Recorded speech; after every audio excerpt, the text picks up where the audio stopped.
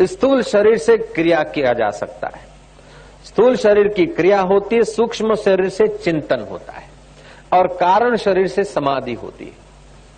ये तीनों शरीर प्रकृति के हैं।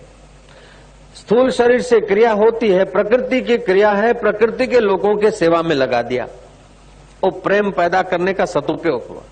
सूक्ष्म शरीर से चिंतन होता है और चिंतन से बौद्धिक विकास होता है, तीसरे चौथे शरीर तक आदमी आ सकता है।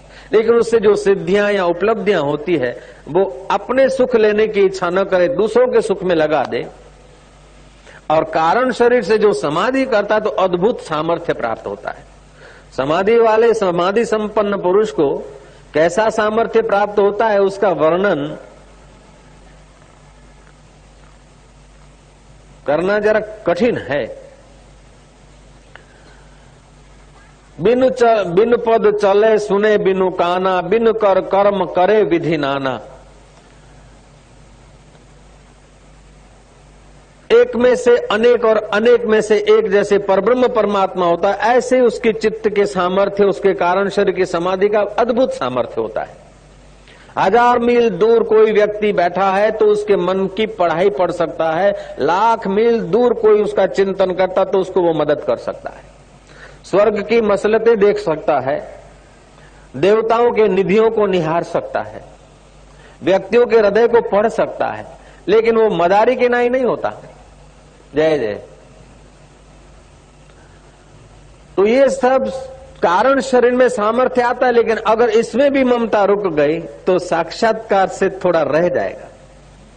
कारण शरीर से जो सफलताएं मिली या सिद्धियां शक्तियां मिली वो अपने सुख के लिए नहीं, दूसरों के हित में लगा दे। अपने सुख में तो अपना प्रेम स्वरूप अपना आत्मा है, ऐसा जिसको गुरु का ज्ञान मिल गया वो इन तीनों गुणों का सामर्थ्य, तीनों शरीरों का सामर्थ्य, तीनों शरीरों के गुणों और तीनों शरीर के अस्तित्व को प्रकृति का अस्तित्व मानता और उसको सत्ता देने वाला जो परमात्मा चेतन आत्मा है उसके साथ उसका अभेद अनुभव हो जाता है।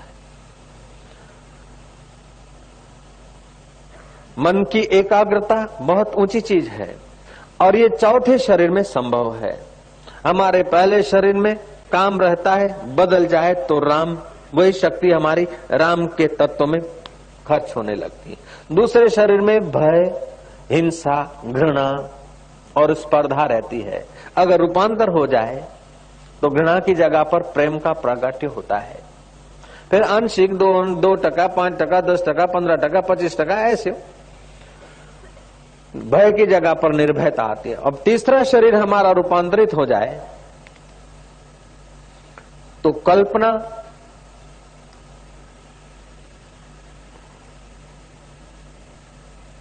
और स्वप्न, कल्पना और स्वप्न बदलकर दूरदर्शन और सत्य संकल्प सामर्थ्य आने लगता है। चौथे शरीर में हमारी अगर गति हो जाए, चौथा शरीर अगर रूपांतरित हो जाए तो हमारे चित्त में, हमारे अंतःकरण में वो अद्भुत प्रेम प्रकट हो जाता है। शांति और आनंद वो हमारा स्वभाव हो जाता है और जहां प्रेम और आनंद आने लगा वहां सत्य संकल्प का सामर्थ्य स्वाभाविक होने लगता है। रतनबाई के जीवन में, मीरा के जीवन में, श्री कृष्ण के जीवन में, श्री रामचंद्र जी के जीवन में, हनुमान जी के जीवन में और भी जो नामी अनामी प्रसिद्ध अप्रसिद्ध हुए हैं उनके जीवन में जो जो चमत्कार दिखे हैं वो चौथे शरीर की सौगात है।